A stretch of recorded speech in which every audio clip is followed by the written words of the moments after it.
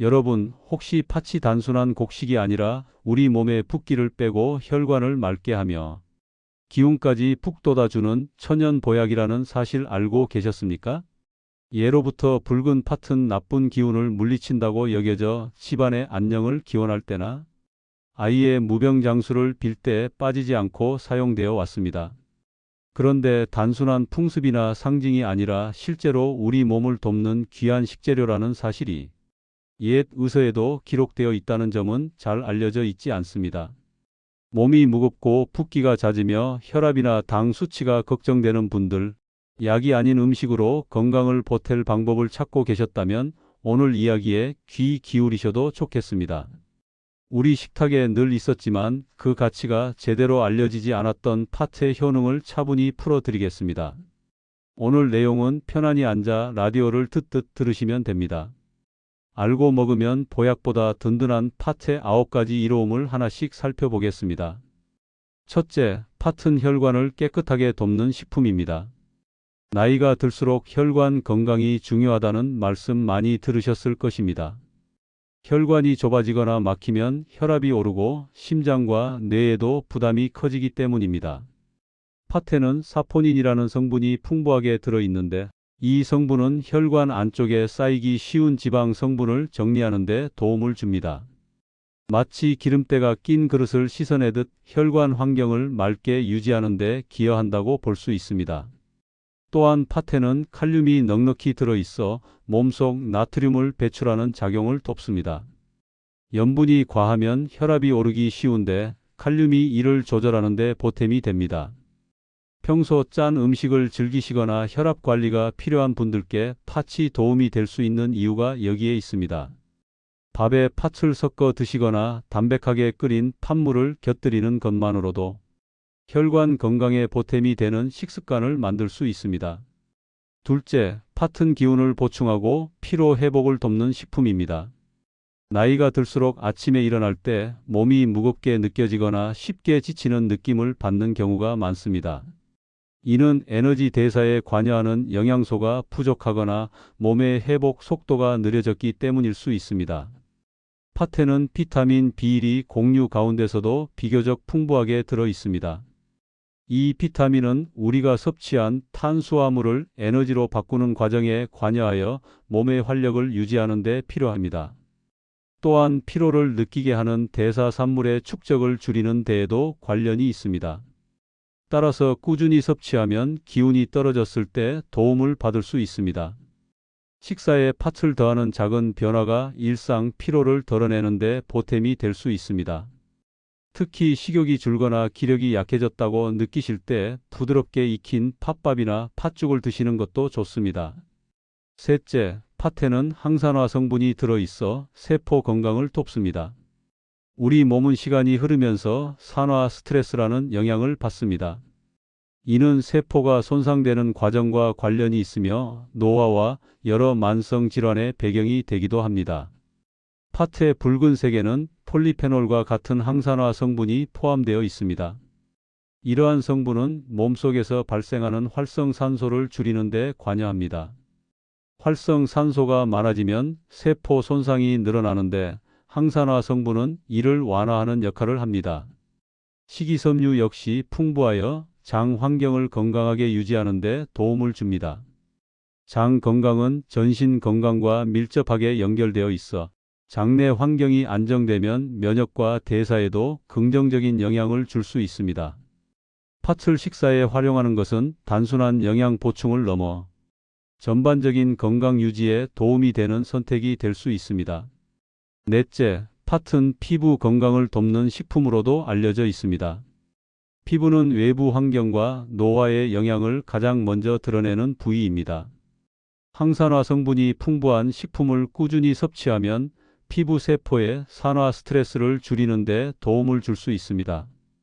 팥에는 이러한 항산화 성분이 포함되어 있어 피부 노화를 완화하는 데 보탬이 될 수 있습니다. 예로부터 팥가루를 세안에 활용했다는 기록이 전해지는데 이는 팥이 피부 노폐물을 제거하는 데 도움을 준다는 경험적 지혜에서 비롯된 것입니다. 식품으로 섭취하는 것 역시 피부 건강 유지에 기여할 수 있습니다. 충분히 익힌 팥을 식사에 더하거나 팥물을 활용하는 방법은 부담 없이 실천할 수 있는 방법입니다. 다섯째, 팥은 해독과 체내 노폐물 배출을 돕는 식품으로 여겨져 왔습니다. 한의학에서는 팥이 습과 열을 배출하는 데 도움을 준다고 보았습니다. 이는 몸에 불필요하게 쌓인 수분과 노폐물 배출을 의미합니다.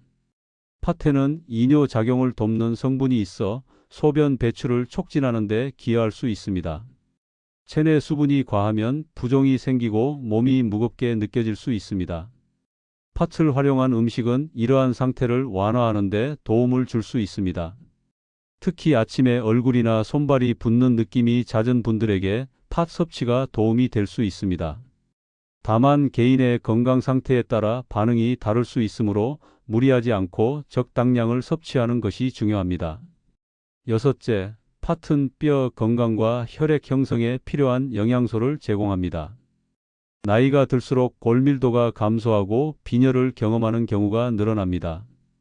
팥에는 칼슘과 철분, 엽산이 포함되어 있어 이러한 영양 요구를 보충하는 데 도움이 됩니다. 칼슘은 뼈 구조 유지에 필요하며 철분과 엽산은 혈액 생성 과정에 관여합니다. 균형 잡힌 식사와 함께 팥을 섭취하면 영양 보충의 한 부분이 될 수 있습니다. 특히 식사량이 줄어들거나 편식이 있을 때 다양한 식재료를 활용하는 것이 중요합니다. 팥은 곡류와 함께 조리하기 쉬워 일상 식단에 포함하기에 부담이 적습니다. 일곱째, 팥은 모발과 두피 건강을 돕는 영양식품입니다. 나이가 들수록 머리카락이 가늘어지고 힘이 없어지거나 빠지는 양이 늘어나는 경험을 하시는 분들이 많습니다. 이는 영양 상태와 혈액순환, 호르몬 변화 등이 복합적으로 작용하기 때문입니다. 팥에는 식물성 단백질과 비타민 B일이 들어있어 모발 형성과 두피, 영양 공급에 필요한 기본 영양을 보탤 수 있습니다. 특히 두피 모세 혈관을 통한 영양 전달이 원활해야 모발 뿌리가 튼튼해지는데 균형 잡힌 식단 속에서 팥을 함께 섭취하는 것은 이러한 환경을 유지하는 데 도움이 됩니다. 꾸준히 드시면 머릿결이 건조해지는 느낌이 줄고 힘이 생기는 변화를 체감하는 분들도 있습니다. 물론 단기간에 눈에 띄는 변화가 나타나는 것은 아니지만 식단 속 작은 보탬이 장기적으로 두피 환경에 긍정적인 영향을 줄 수 있습니다. 여덟째, 팥은 혈당 관리 식단에 활용하기 좋은 식재료입니다. 식후 혈당이 급격히 오르는 현상은 당 대사에 부담을 주며 건강관리가 필요한 분들에게 중요한 요소가 됩니다. 팥에는 식이섬유가 풍부하여 탄수화물 흡수 속도를 완만하게 하는 데 도움을 줍니다.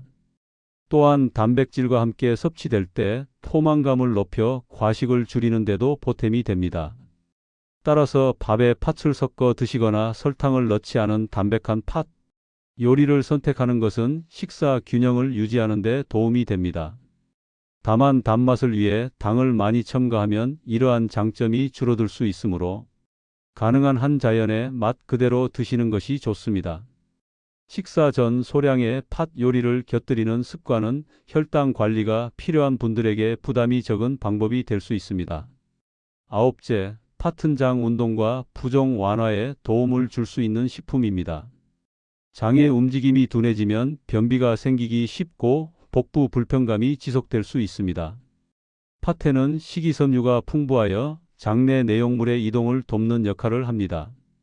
또한 앞서 말씀드린 이뇨작용과 함께 체내 수분 균형을 조절하는 데 기여할 수 있습니다. 아침에 손이나 발, 얼굴이 붓는 느낌이 잦은 분들에게는 팥을 활용한 식사가 부담 없는 보조 식단이 될 수 있습니다. 식이섬유는 장내 유익균의 먹이가 되기도 하므로 장 환경 유지에도 긍정적입니다. 장이 편안하면 전반적인 컨디션에도 좋은 영향을 주는 경우가 많습니다. 팥을 식사에 더하는 작은 습관이 장 건강과 체내 균형 유지에 도움을 줄 수 있습니다.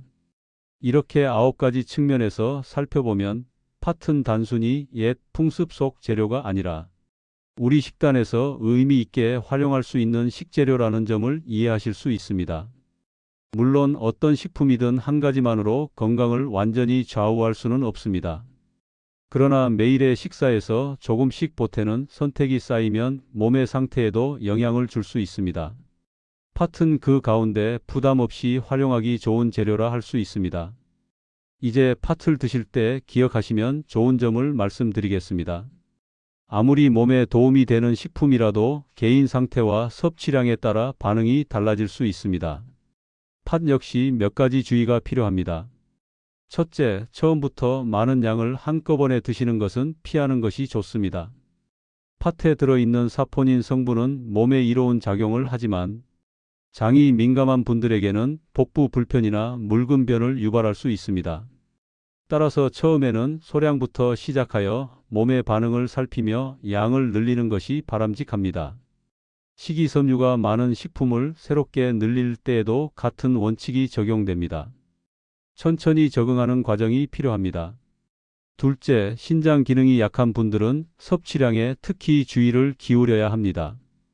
팥은 이뇨 작용을 돕는 식품이므로 수분과 전해질 배출에 영향을 줄 수 있습니다. 신장 기능이 저하된 상태에서는 이러한 변화가 부담이 될 수 있으므로 과도한 섭취는 피하는 것이 좋습니다. 평소 신장 질환을 진단받으셨거나 기능 저하를 지적받으신 분들은 담당 의료진과 상의하여 섭취량을 조절하시는 것이 안전합니다.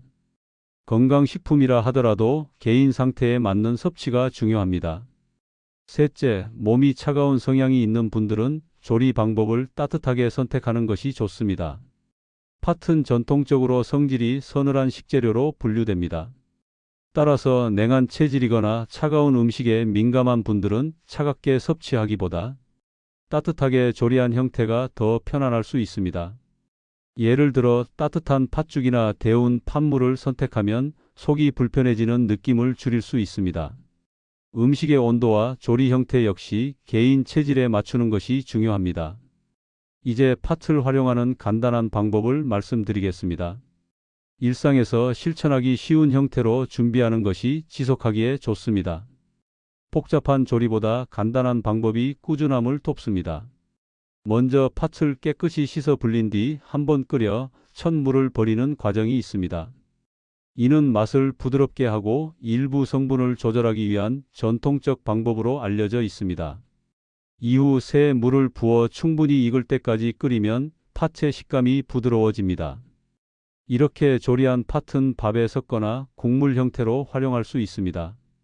너무 진하게 조리하기보다 담백한 상태가 섭취에 부담이 적습니다.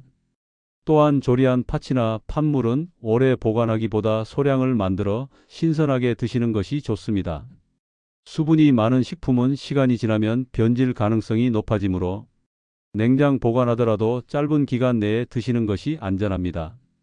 필요한 만큼만 준비하는 습관이 좋습니다. 섭취 방법에 대해서도 간단히 말씀드리겠습니다. 물처럼 많은 양을 마시는 것보다 하루 두세 번 정도 나누어 드시는 방식이 부담이 적습니다. 특히 식사 전 소량을 섭취하면 포만감을 높여 과식을 줄이는 데 도움이 될 수 있습니다. 또한 따뜻한 상태로 천천히 마시면 속이 편안하게 느껴지는 경우가 많습니다. 개인의 소화 상태에 맞추어 양과 빈도를 조절하는 것이 중요합니다. 이제 마무리로 정리해 보겠습니다. 팥은 오랜 세월 우리 식탁에 있어 왔지만 그 가치가 충분히 알려지지 않은 식재료 가운데 하나입니다. 혈관 건강, 기력 보충, 항산화, 장 환경, 수분 균형 등 여러 측면에서 식단에 보탬이 될 수 있는 요소를 가지고 있습니다. 물론 특정 식품 하나가 모든 건강 문제를 해결할 수는 없습니다. 그러나 매일의 식사에서 선택하는 재료가 쌓이면 몸의 상태에도 영향을 줄 수 있습니다. 팥을 식단에 더하는 것은 어렵지 않으면서도 의미 있는 변화가 될 수 있습니다. 오늘 저녁 식사에 밥을 지으실 때 팥을 조금 섞어 보셔도 좋겠습니다. 또는 담백하게 끓인 팥을 반찬처럼 곁들여 드셔도 됩니다. 가족이나 지인과 함께 나누며 이야기 나누는 시간 자체도 건강한 생활의 일부가 될 수 있습니다. 건강은 특별한 순간이 아니라 매일의 식탁에서 시작된다는 점을 기억하시면 좋겠습니다. 도움이 되셨다면 주변 분들과도 이 내용을 나누어 보시기 바랍니다. 함께 건강 정보를 나누는 일은 서로에게 큰 힘이 됩니다.